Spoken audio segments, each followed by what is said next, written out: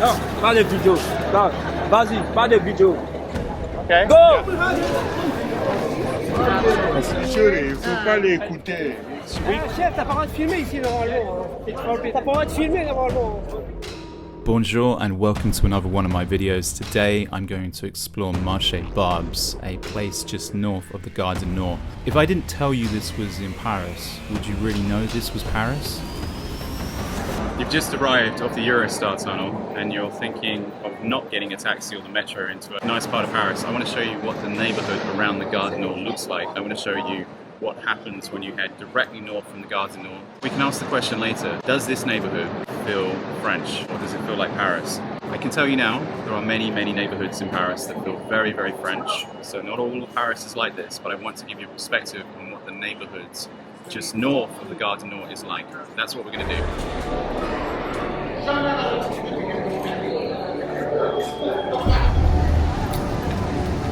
As you come out the front of the station, this is the perfect place to get taxis or an Uber or just to get out of this neighbourhood. As you will see, this area at the front has problems, but what we're going to do is we're going to head north. So we're going to go to the back of the station and walk from there. This is a market that goes on, not every day, but it's certainly because it's Sunday it's happening. I thought it would be interesting to have a look at this market. Now, what you're going to find is, it's probably easy to describe this while we're here, because it's going to get really busy here and it's probably going to be very difficult to describe when we're over there. Yeah. These guys are legitimate. They've got licenses. Yeah, So- I was just about to ask about that. So this man has paid for a license, they paid for a license. So they don't mind being on camera. These guys here are on the cleanup crew because at 2:30 the market ends. And the cleanup could take all day. But there's a lot of money spent on cleanup. You start seeing people packing away. But the people in the middle that will just be selling on boxes, they don't have licenses. They won't like you filming. So they might think you're the cops, they might think you're the council. So just bear that in mind as you're pointing the camera in the direction. Most people are just going to hopefully think you're just a tourist and just sort of look away. They might hide their faces, but some of them will say, stop filming, stop filming. So just bear that in mind. Do they get in trouble sometimes, get ticketed, or any type of consequence? The theory is yes, it does happen. But here's the thing, they're undercutting the people that are paying their licenses. So the amount of money it takes to clean up these sort of areas is huge. This is Marché Barbès. To the casual observer, it looks like a market. This is not the romantic Paris of fresh baguettes and artisanal cheese. It is super crowded in here. We're basically under a bridge. This train will take you from the Gare du Nord station. It'll take you east, to take you west. It's a train.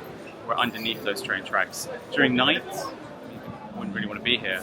But daytime, it's a market, bustling market.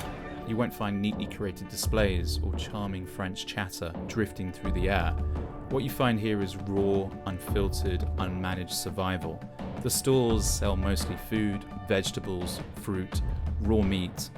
Piles of onions are stacked next to battered crates of tomatoes. Fish is on display, the smell hanging heavy in the air, blending with exhaust fumes and the subtle undercurrent of decay. Occasionally, you'll see cheap clothes, low-grade textiles shipped from factories thousands of miles away.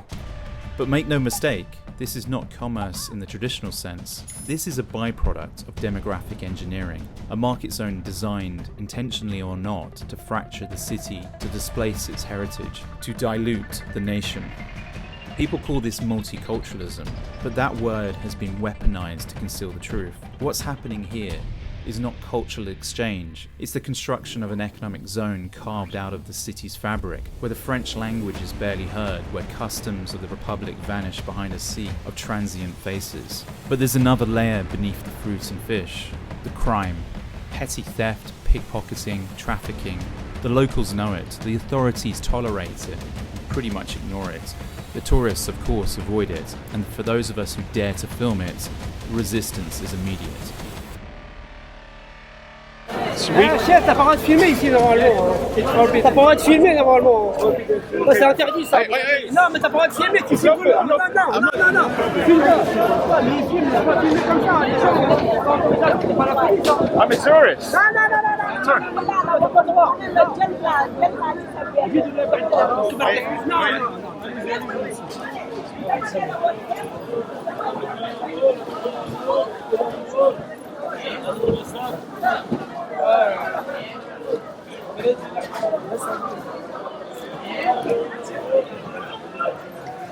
So, ignore that guy. Can I speak with you? Yeah, sure.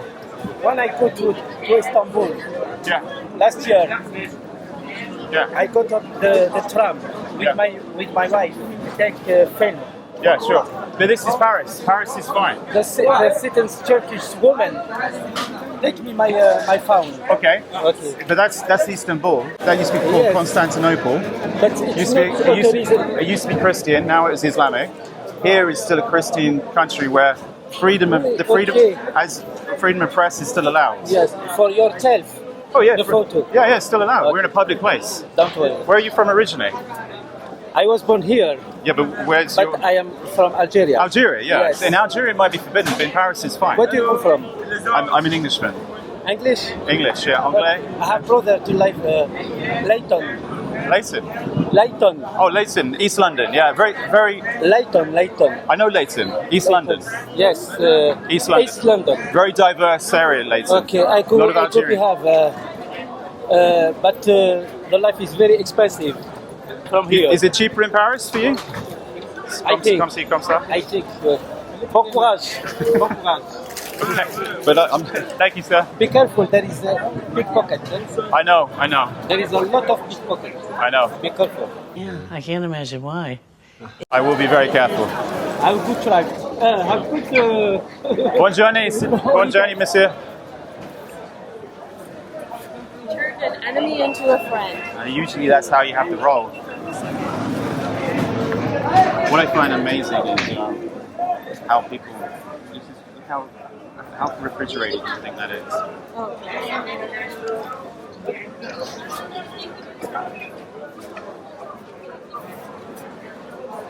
It's this meat. Some of the places you'll see will be sitting in the sun all day. yeah. And like, because it's not at the good temperature, I guess bacteria grows, right? Those who still cling to the picture postcard image of Paris really haven't walked these streets. Here at Marché Barbès, we see a different kind of Paris, the result of decades of managed decline, demographic engineering, and the silent dismantling of the nation state. They call this diversity, they call it progress, but let's speak plainly. What you see here is a product of policies the French never voted for, the deliberate mass importation of people, not by invitation of the public, but by decree by distant bureaucrats and globalist technocrats who never set foot in places like this. Europe, they told us, and lied to us, needed labour. The cities needed vibrancy. Borders, they insisted, were outdated relics of a darker past. And so over decades, a tidal wave of migration reshaped the continent. Not through consent, not through democratic will, but through quiet, systematic imposition.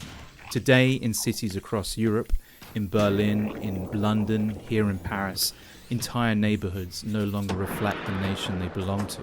They function as economic zones designed to provide cheap goods, cheap labour, and conveniently fracture communities where unity dissolves and the shared identity that once bound a people erodes with every passing generation.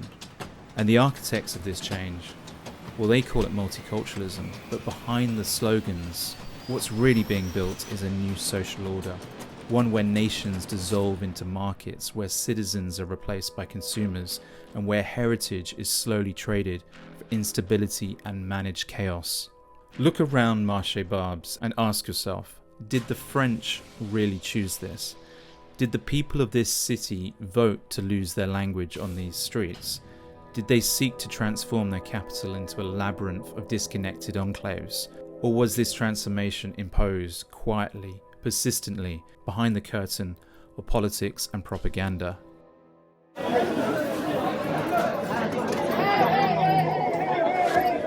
Here we go. These guys right here. Probably we didn't see them back there because the police would have made an appearance. These guys don't have licenses, and this guy's going to be. Now he's going to say, yeah. So if you want to get something even cheaper, then over. So the people on the sides do have licenses. Careful, because that goes up. So really careful. Yeah, the guys on the side have a license. The guys in the middle, they don't have a license. So they, selling tins of tuna, shoes. I mean, from a perspective, they've got to start somewhere, but at the same time, they're undercutting legitimate people. You'd think in a democratic society in a public space, filming would be unremarkable. But here, hostility simmers just beneath the surface. Cameras are met with suspicion, anger, and even aggression. One has to ask, what is being hidden? Or perhaps more bluntly, what has been allowed to fester under the guise of social cohesion? France prides itself on liberty, on openness, on debate. Yet in Marché Barbès, the only thing open is the market. The rest, fear, mistrust, and parallel systems thriving outside state control. What? No filming? Non, il faut pas filmer. Okay. He doesn't like me. Look around, the infrastructure groans under the weight of the crowd. The streets are littered, the buildings neglected, and the city's civic order dissolves in the face of numbers and political inertia. The truth is, this isn't an accident. This didn't happen overnight. This market, this demographic shift, this lawlessness is the result of policies designed to turn parts of Paris into economic zones, cheap labour, cheap goods, fractured communities, and a slow, systematic erosion of Western cohesion. I'm pretty sure that in France it's illegal to cover your identity, right? Yeah, so the burqa has been banned in France. It's been banned in Switzerland as well. But they all wear them, though. They do. You might notice this. Faut pas filmer. Why no filming? C'est ça, il faut pas filmer. She's just tourist. C'est tout. Just tourist, you know, taking in the culture. Quoi? Tourist. On n'a rien à foutre du tourisme. Oh, Pas filmer. C'est pas dessin, c'est pas filmer, c'est pas bon. But what's the C'est problem? pas bon. Va filmer à Champs-Élysées. Moi par là, Sacré-Cœur. C'est pas ici du film. Okay. Ok, sir. Oui. Hey, just relax. He's a tourist. Just a tourist. He's a tourist. Yeah, that's fine. Yeah. Oh yeah. Just play innocent because the worst thing you could say is if you're a journalist. And there's a reason for this because everything they're doing is entirely illegal. I've been hearing... Okay, so like you're saying that it's illegal, they still do it. And, I mean... We've got to be quick here because there's a lot compared to back there. Everyone here is breaking the law. As we walk past the entrance to Barbès Les Clots, out of the corner of my eye, I'm seeing it quiet, casual, like it's normal. Smokes being sold through the fence to people stepping off the metro. A little further down, the drug deals, not hidden, not subtle, just happening. The cameras might not catch it, but it's there. Every single day it's there. And here's the question no one in power seems willing to answer. Why does this go on? When the police walk past, and it's rare when they do, they know. The politicians, they know. This is around the corner from the Eurostar terminal, for God's sake. Tour buses pass this every single day. Taxis pass this every single day. So that basically means important people pass this every single day. But then again, this isn't just a Paris problem, it's international, it's tolerated, it's designed. Why do the so-called global leaders, the globalists, the defenders of progress, allow lawlessness to rot European cities from within, while preaching safety, order and unity?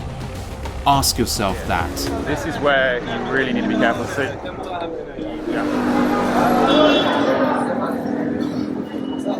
C'est combien? C'est combien? 10 euros. Expensive, very expensive. Not some? No, madame. No. I get someone. 10 euros.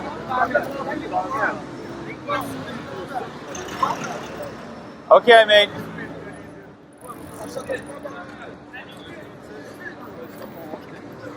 They probably want to steal the camera too. So Oh, absolutely. They don't have top footage. Yeah.